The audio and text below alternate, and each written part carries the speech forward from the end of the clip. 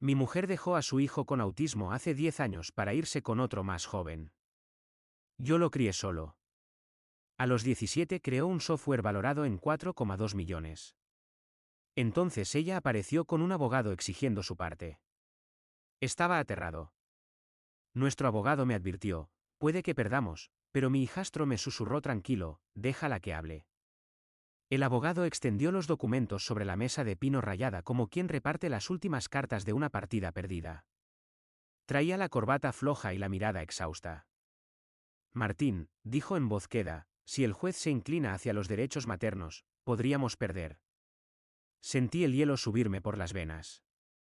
Las lámparas fluorescentes del Tribunal del Condado de Polk zumbaban encima de mí y en el corredor una puerta se cerró haciendo vibrar los cristales. Mis manos, las mismas que por 23 años repararon barandas sueltas y tuberías tapadas en el Hospital Memorial de Cedar Rapids, temblaban como si jamás hubieran sostenido una herramienta. Daniel, en cambio, permanecía inmóvil. Tenía 17 años, alto, delgado, los hombros caídos como si tratara de ocupar menos espacio en un mundo que siempre le gritaba demasiado fuerte. Sus ojos seguían siendo los mismos, verde grisáceos, serenos, iguales a cuando miraba por la ventana del comedor a los 6 años. Se inclinó hacia mí. Olía a chicle de hierbabuena. Déjala que hable, susurró. No comprendí al principio. Quise decirle que hablar fue como se marchó, como engañó. Hablar fue lo que la llevó a cruzar esa puerta hace 10 años sin voltear atrás. Pero Daniel no pestañeó, no alzó la voz, se quedó ahí firme como roca en medio de la corriente, dejando que el agua pasara. Se me cerró la garganta. Miré al abogado. ¿Qué significa que podríamos perder? Suspiró y se frotó las sienes. El tribunal familiar es impredecible. Tú eres su padrastro. Hiciste todo. Lo criaste, pero biológicamente. No lo digas, lo interrumpí más fuerte de lo que quería. Mi voz rebotó en las paredes desnudas del juzgado y me odié al instante. Los dedos de Daniel se tensaron apenas y volvieron a quedarse quietos sobre su rodilla. El abogado levantó la mano. No te estoy ofendiendo. Te digo lo que va a argumentar la contraparte. El abogado de Sandra va a pintarte como si le hubieras arrebatado a su hijo, como si lo manipularas, como si estuvieras quedándote con dinero que le corresponde a la madre. El estómago se me revolvió.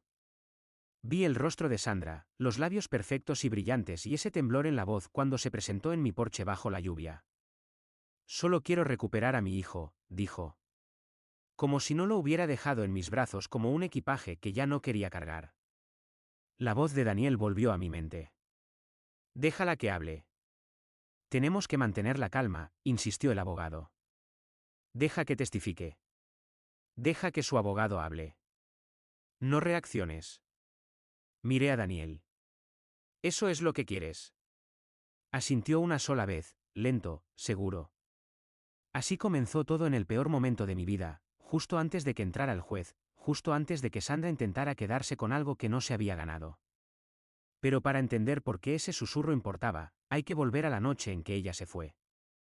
Hace 10 años en Cedar Rapids, Iowa, el aire olía a pavimento mojado y a río. Era finales de septiembre. El Cedar River venía crecido, oscuro, rápido y los robles del Beaver Park soltaban las hojas como rindiéndose. Lo recuerdo porque mis botas seguían húmedas cuando llegué a casa. Venía del turno nocturno en el memorial, arreglando una fuga de agua detrás del área de urgencias, de esos trabajos que nadie nota si los haces bien. Las manos me olían a cloro y hierro, la espalda me ardía. Al entrar en la casa de E.L.M. Street, la cocina estaba iluminada. La radio sonaba bajo, rock clásico cortado por estática. Daniel estaba sentado a la mesa con las rodillas recogidas balanceándose. Tenía 6 años, pequeño, delgado, demasiado pálido. Sandra estaba de pie junto a la encimera con el bolso ya colgado del hombro. Al principio no lo entendí. Pensé que iba a salir a comprar algo como tantas veces, pero entonces vi la maleta junto a la puerta trasera. El pecho se me oprimió. ¿Qué pasa? Sandra no se giró. Miraba el agua correr en el fregadero sin necesidad. No puedo seguir con esto, Martín. Me reí una vez, no porque fuera gracioso, sino porque mi cerebro se negó a aceptarlo. Hice la hazaña. Es miércoles. Finalmente me miró. Ya tenía delineador puesto, el pelo liso, lista para irse, como si llevara horas preparándose mientras Daniel se quedaba ahí conteniendo el aire. Daniel necesita más de lo que yo puedo darle, dijo fría, ensayada. Esta casa, esta vida me sofoca. Miré a Daniel. No me devolvió la mirada. Seguía el patrón del mantel con el dedo, marcando los cuadros uno por uno. Siempre hacía eso cuando la tensión invadía la habitación. Sandra, dije tratando de no quebrarme. Acabamos de recibir el diagnóstico. Apenas hemos. Exacto, me cortó. Ese diagnóstico, el autismo, la terapia, las citas. Yo no firmé para esto. Sentí el golpe directo en la garganta. No firmaste para tener un hijo. Apretó la mandíbula. No hagas eso. Di un paso adelante. Mis botas chirriaron sobre el linóleo. Haz lo que quieras, pero di la verdad. Miró por encima de mí hacia la ventana trasera. Seguí su mirada y vi los faros de un auto encendidos en el callejón. El motor encendido. El estómago se me cayó al piso. Te vas, dije. Ahora mismo. Voy a vivir mi vida, Martín, respondió dura. Todavía soy joven. No voy a pasarme el resto de ella entre doctores y reuniones escolares. ¿Qué tan joven? Se me escapó. Se le subieron los colores. Eso no es asunto tuyo. Claro que lo es, le solté con la rabia hirviendo. Estás dejando a tu hijo. Daniel empezó a balancearse más rápido. Respiraba corto. Sus dedos se clavaron en el borde del mantel como si necesitara anclarse. Bajé la voz. Amigo, todo está bien. Sandra tomó el asa de la maleta. Estará bien contigo. Conmigo, repetí en shock. Sandra, yo no. Tú sirves para esto, me lanzó. Eres paciente. Eres tú. Ahí encajó todo. Las peleas pequeñas, sus salidas extrañas, el perfume nuevo. Me merezco más. Reemplazando a, lo llamaré, añadió rápido. Cuando todo se calme. Supe que era mentira. Sandra, dije con la voz quebrada. Míralo. No lo hizo. Rodeó la mesa, besó la cabeza de Daniel como quien deja un perro en la veterinaria y se fue hacia la puerta trasera. Daniel no lloró, no gritó. Miró la ventana donde las luces de la cocina convertían la oscuridad en una pared negra. La puerta se abrió. Entró aire frío con olor a lluvia y barro del río. Luego se cerró. La radio seguía sonando con una balada triste sobre perder a una mujer. Me quedé quieto, el corazón golpeándome en los oídos, las manos aún húmedas del hospital. Las miré y pensé, ¿cómo se supone que voy a hacer esto? Mamá, susurró Daniel. Tragué saliva. Sí, se fue por un tiempo. ¿Volverá? Quise mentir. Decirle que sí, que mañana estaría de vuelta. No pude. Saqué la silla y me senté a su lado. El vinilo estaba frío. No lo sé, dije, pero yo estoy aquí. Me miró un segundo y volvió a la ventana. Sus dedos siguieron contando cuadros. Afuera, el auto del callejón se alejó salpicando un charco. Ahí cambió todo. Al día siguiente llamé al trabajo para avisar que llegaría tarde y llevé a Daniel al colegio. Viajó en silencio con las manos escondidas en las mangas. El aire caliente del auto olía a polvo viejo. Al dejarlo, la maestra me tomó aparte. Tenemos que hablar de su evaluación. Asentí como si entendiera. No entendía nada. Las semanas siguientes fueron citas, papeles y facturas que aparecían sin parar. Pasaba mis descansos peleando con seguros. Las noches leyendo folletos hasta que las letras se mezclaban. En la iglesia me sentaba atrás para que nadie preguntara. Un domingo, una mujer mayor llamada Dorothy, con olor a lavanda y un abrigo gastado, me tomó la mano y me dio un papel. Grupo de apoyo, susurró. Jueves por la noche. El café es horrible, pero la gente es buena. Fui porque no sabía qué más hacer. Ese primer jueves entré al salón de la iglesia y me golpeó el olor a café viejo y desinfectante de pino. Sillas plegables en círculo. Una caja de donas duras. Padres con cara de no dormir desde hace años. Un abuelo criando a su nieto. Una madre con ojeras y un cuaderno lleno de horarios de terapia. Me senté y no dije nada hasta que me tocó hablar. Me llamo Martín, dije. Mi esposa se fue y yo estoy criando a su hijo. Nadie se sorprendió, nadie me juzgó. Solo asintieron como gente que ya había visto ese dolor antes. Al terminar, un tipo con gorra de veterano de la Guerra del Golfo, Rick, me dio una palmada en el hombro. ¿Eres del VFW? Nunca estuve en el ejército. No importa, dijo. Tenemos café y veteranos que saben arreglar cosas. A veces eso es lo que un hombre necesita. Así terminé en el VFW Post 3285, un viernes de Fish Free. Daniel estaba sentado en una mesa del rincón, callado, con papas fritas, mientras los veteranos discutían sobre los Cubs como si fuera una guerra. Rick se inclinó hacia mí.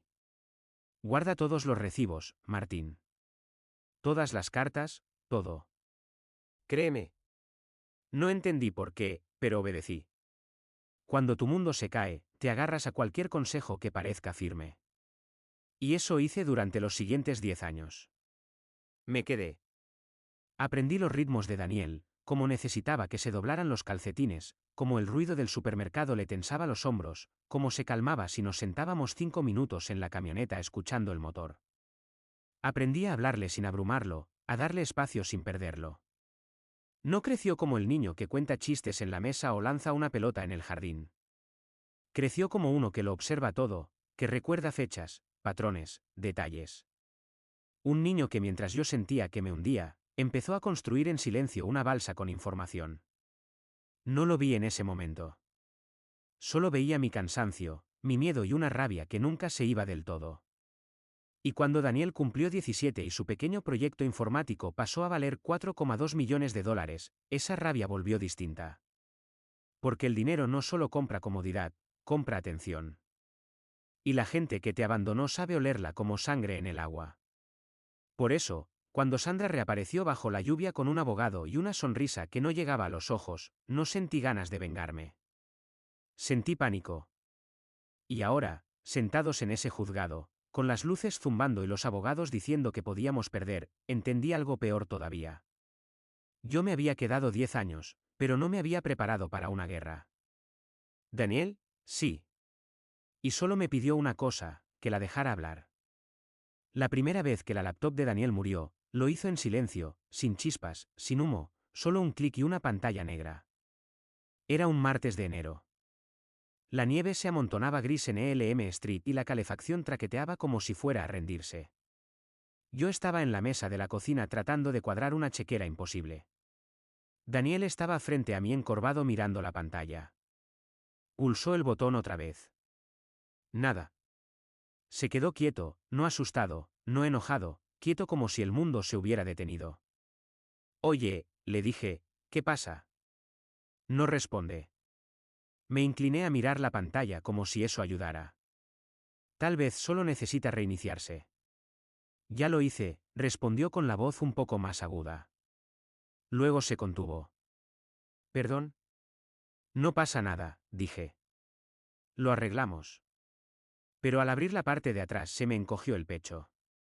Tornillos que no encajaban, piezas viejas y pura esperanza.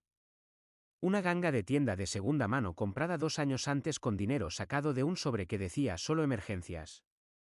¿Se puede arreglar?, preguntó. Dudé solo un segundo, pero fue suficiente. Daniel lo notó. Sí, dije igual. Probablemente se pueda arreglar. Esa noche, cuando se acostó, dejé la laptop abierta sobre la mesa como a un paciente en cirugía. La cocina olía a polvo quemado. Me froté los ojos y miré la placa base partida. No tenía dinero para comprar otra ni cerca. Al día siguiente, en mi hora de almuerzo en el memorial, bajé al almacén de mantenimiento, el cementerio de monitores rotos y máquinas viejas. Mi supervisor me vio hurgando en un contenedor.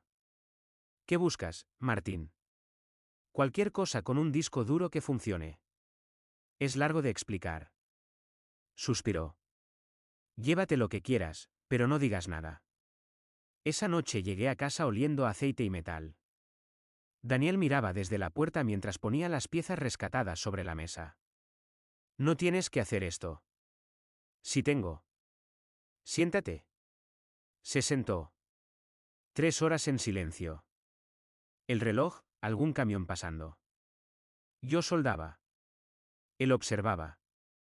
De pronto señaló. Eso va ahí. Tenía razón. Cuando la pantalla volvió a encenderse, soltó el aire como si lo hubiera estado conteniendo todo el tiempo. Gracias. Ahí entendí algo. A Daniel no solo le gustaban las computadoras, las veía. En ese tiempo la aplicación no tenía nombre. Eran carpetas, notas y esquemas pegados con cinta adhesiva en la pared. Llegaba del colegio, comía su sándwich de crema de cacahuate de siempre y se encerraba en su cuarto. A veces solo se oía el teclado. Otras caminaba contando en voz baja. ¿En qué trabajas?, le pregunté una vez. En hacer las tiendas más silenciosas. ¿Audífonos? No, patrones. Me explicó con cuidado. La aplicación dividía lugares grandes y ruidosos, supermercados, escuelas, terminales, en pasos claros, rutas visuales, avisos suaves. Saber qué viene después para que el ruido no te aplaste la cabeza. No entendía el código, pero sí la necesidad. Lo había visto bloquearse en Target cuando alguien gritó 2 pasillos más allá. La primera vez que intentó mostrarlo fuera de casa fue en la biblioteca pública de Cedar Rapids. Mesas plegables, café malo, vasos de espuma. La mitad del público parecía haber entrado por error. Daniel se quedó detrás de la mesa mirando al suelo. ¿Quieres que hable yo? Negó con la cabeza. Puedo hacerlo. Es una herramienta de navegación para personas con problemas de procesamiento sensorial, empezó. La laptop se congeló a mitad de la demo. Se me cerró el estómago. Daniel respiraba rápido. Sus dedos se movieron y luego se detuvieron. Cerró la laptop. Lo siento. No funcionó. No pasa nada, dijo una mujer. La tecnología falla. Pero yo vi cómo se encogía esperando el golpe. Esa noche no tocó la aplicación. Pasaron semanas. Un día lo encontré sentado en la cama mirando sus manos. ¿Vas a dejarlo? Se encogió de hombros. Tal vez es una tontería. No lo es. ¿Cómo lo sabes? Pensé en llegar roto del trabajo y aún así seguir porque alguien dependía de mí. Porque las tonterías no ayudan a la gente. Esto sí. Te ayuda a ti. A la mañana siguiente hice algo que me dio miedo. Vendí mi Chevy Silverado del 2003, oxidada, tablero roto, pero funcionaba. La vendí barata y le compré una laptop reacondicionada que no gemía al encender. Cuando se la di, me miró como si le hubiera dado el mundo. Tú necesitas la camioneta. Yo puedo caminar. El tiempo no se reemplaza. Me abrazó. Torpe, breve, real. Después de eso, las cosas se movieron. No como en las películas, pero se movieron. Daniel perfeccionó la aplicación, le puso nombre, Navisense. Entró a un concurso en Iowa City, no ganó, pero alguien se fijó.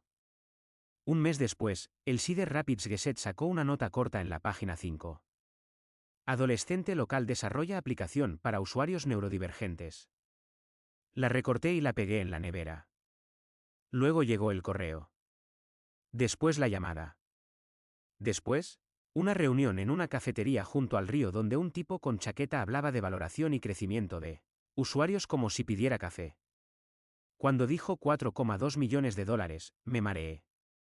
Daniel solo asintió. No celebramos. Llamamos a un abogado. Uno tranquilo, mayor que yo, siempre con el mismo traje gris. Habló de estructuras, de protección y dijo algo que se me quedó grabado. El dinero no cambia a las personas, las revela. Esa noche abrí una carpeta y la marqué con un rotulador negro. Daniel. Registros. Todo. Aún no lo sabía, Pero esa carpeta iba a ser lo más importante que tendría porque una semana después llegó una carta certificada. No era de un inversor. Era de Sandra. Sandra no tocó el timbre cuando volvió. Se quedó en mi porche bajo la lluvia, como si todavía fuera suyo. El pelo más claro, un abrigo limpio, caro, de esos que quieren ser vistos. Abrí la puerta y el frío entró con olor a pavimento mojado y río. Martín, dijo bajo. ¿Podemos hablar? Detrás de mí escuché el chirrido de la puerta del cuarto de Daniel. Creo que ya hablamos suficiente para toda una vida, respondí. Sandra miró dentro de la casa calculando. Solo quiero verlo. No es un perro. No puedes aparecer así. Soy su madre. Esa palabra me golpeó seco. Salí y cerré la puerta.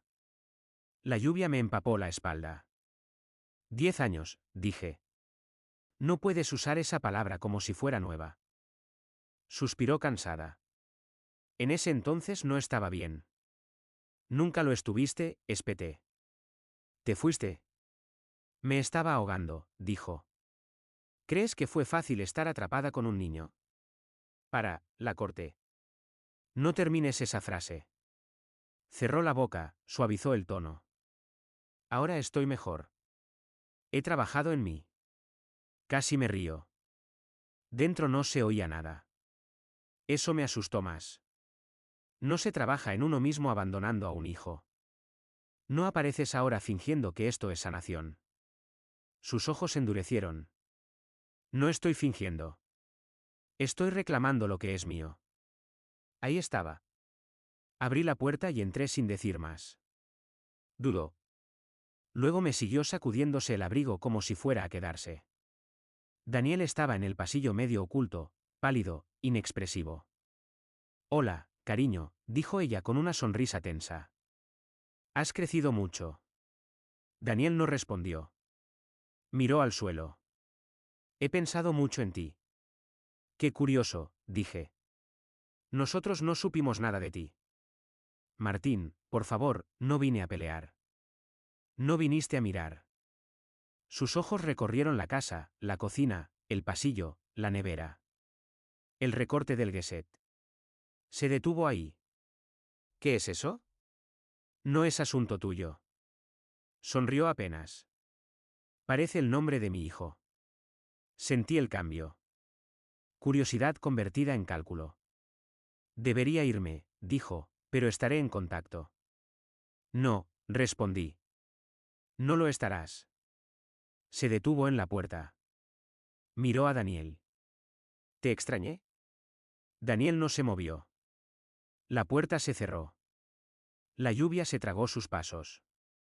Apoyé la frente en el marco con el corazón golpeándome en los oídos. Está mintiendo, dijo Daniel plano. Me giré.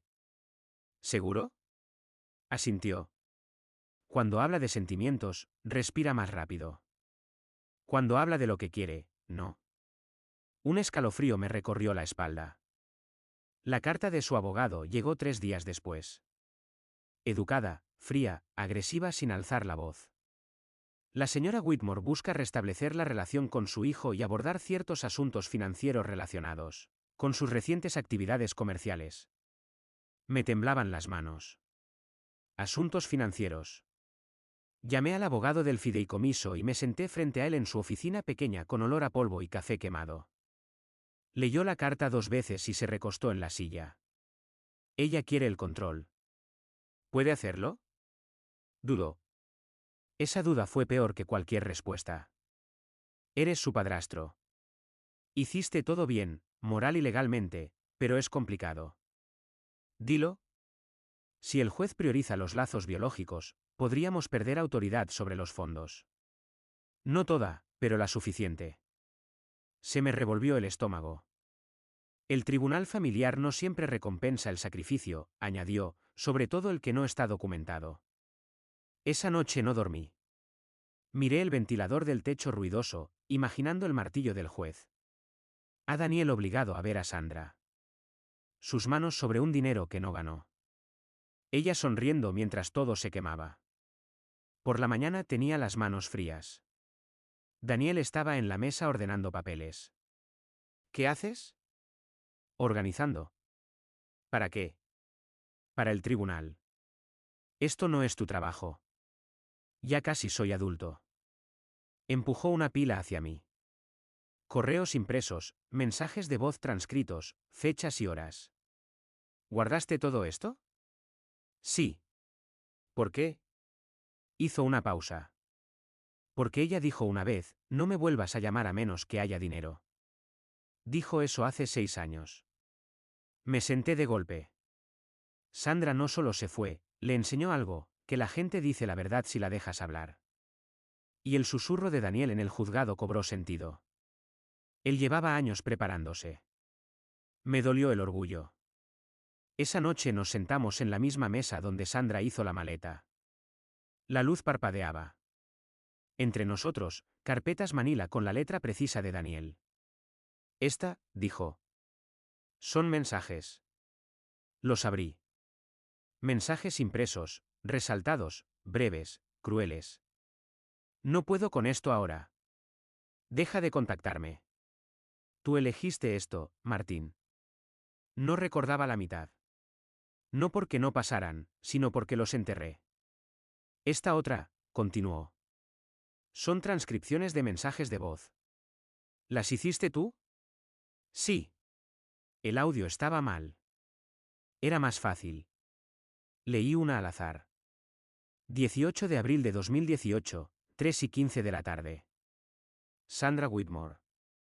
No quiero esta responsabilidad. No me vuelvas a llamar. Cerré los ojos.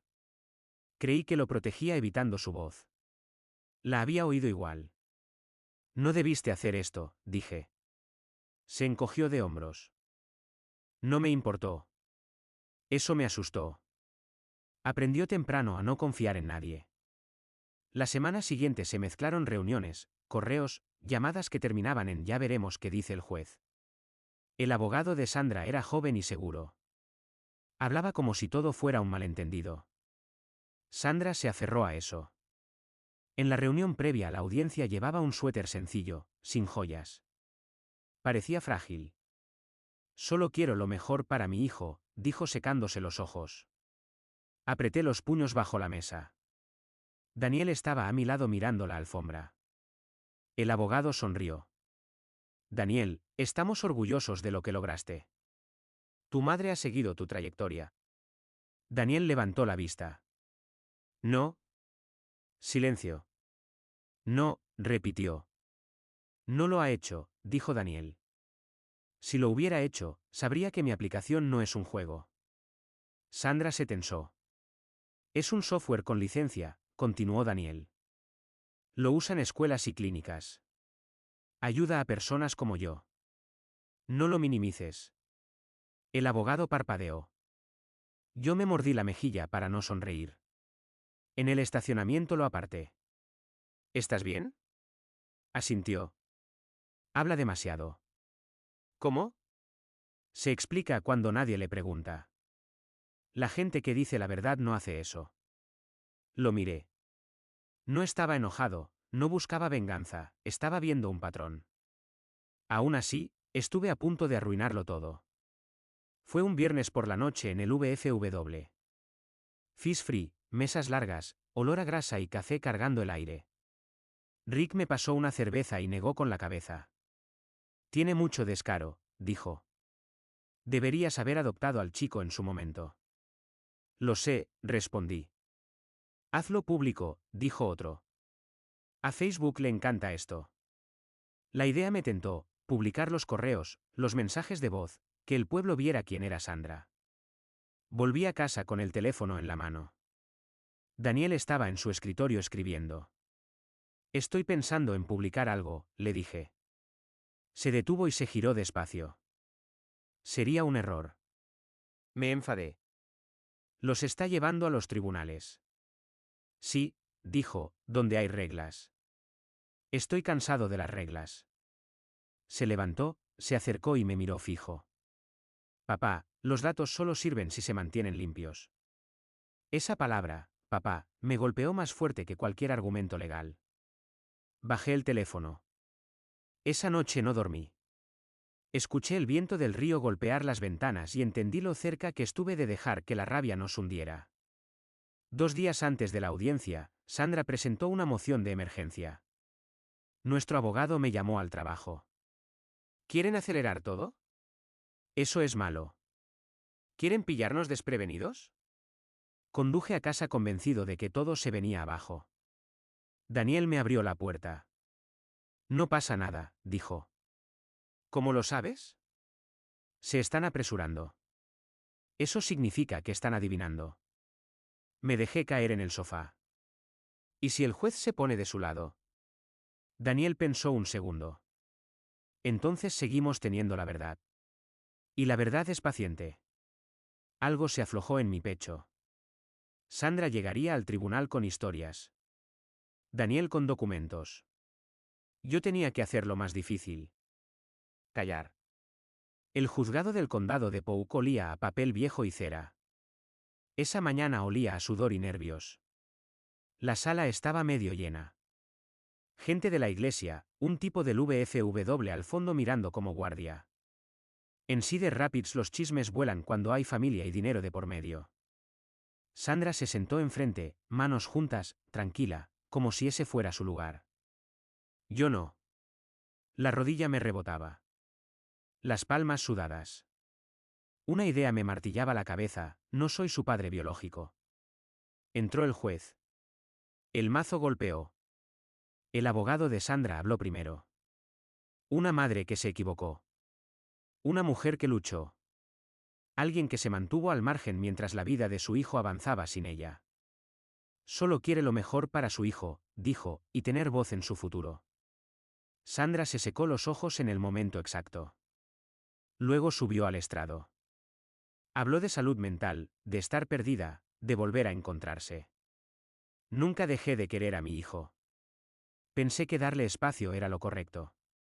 Casi me levanto. El calor me subió al pecho. Las palabras me quemaban la garganta. No me moví. Déjala hablar. Habló de cumpleaños que no recordaba bien, de colegios cuyos nombres confundía, de terapias que decía apoyar pero no podía explicar. Su abogado la guiaba, evitaba detalles, mantenía todo vago, seguro. Entonces fue nuestro turno. Nuestro abogado se puso de pie. Señora Whitmore, ¿cuándo fue la última vez que asistió a una sesión de terapia de Daniel? Sandra parpadeó. Ha pasado mucho tiempo.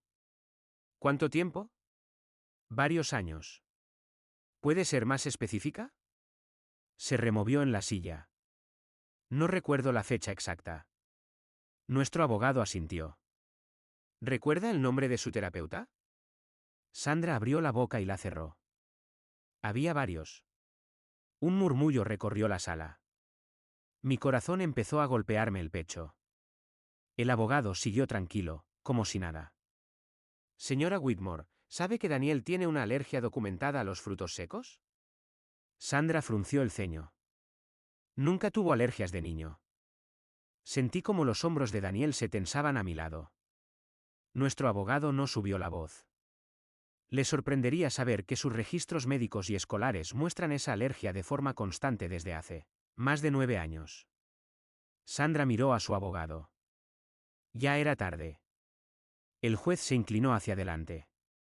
Llamaron a Daniel. Caminó hasta el estrado sin dudar, se sentó y acomodó el micrófono. Diga su nombre. Daniel Whitmore. Firme, claro. Sandra le sonrió con esperanza. No le devolvió la mirada. Miró al juez. Traje los registros. Entregó una pila ordenada. Correos. Mensajes de voz. Fechas. Horas. Hechos. Todo limpio. Nuestro abogado preguntó con cuidado, ¿por qué los guardaste? Porque la coherencia importa. Sandra se movió inquieta.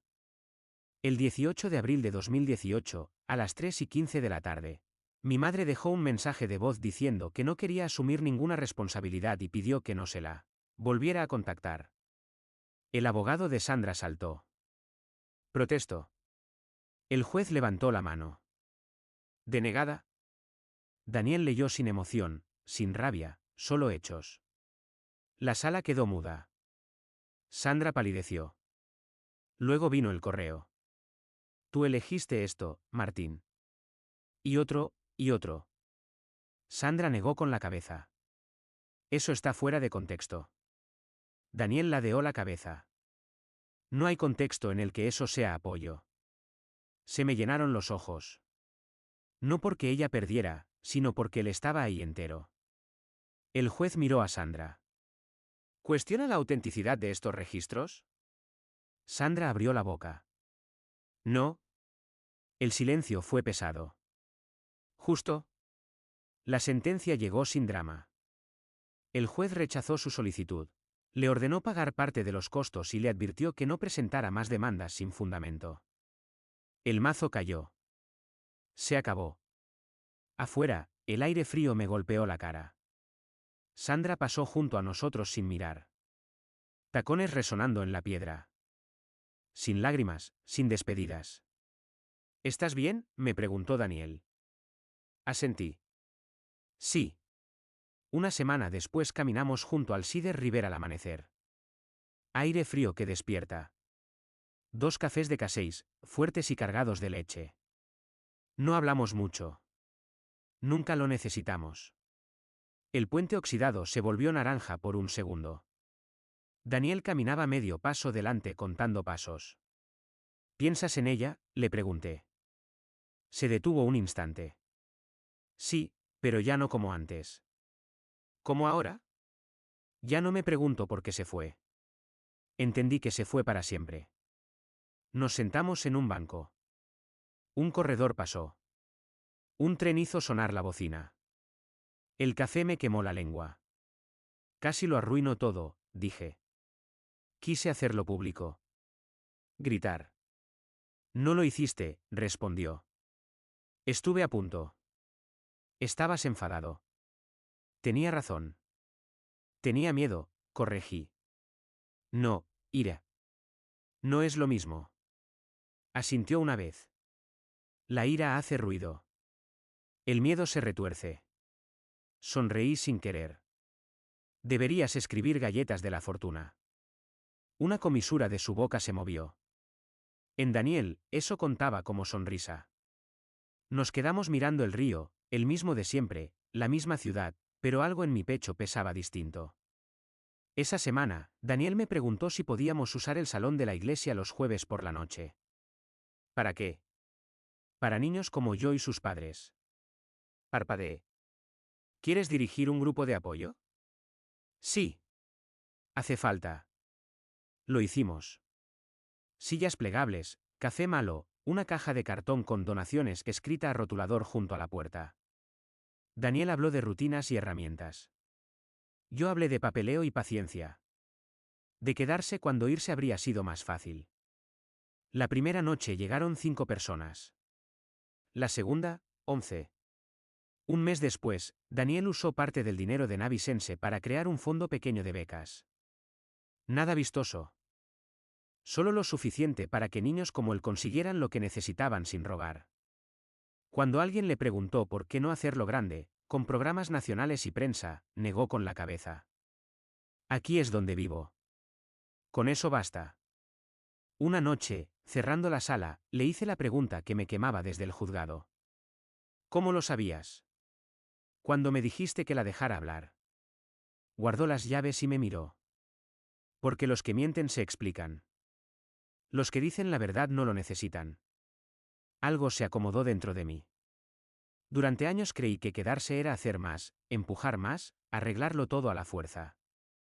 También es saber cuándo callar. Sandra no volvió. Sin disculpas, sin segundo intento. Y estuvo bien. La familia no aparece cuando hay dinero sobre la mesa. Se queda cuando las luces están apagadas, las cuentas vencen y nadie mira.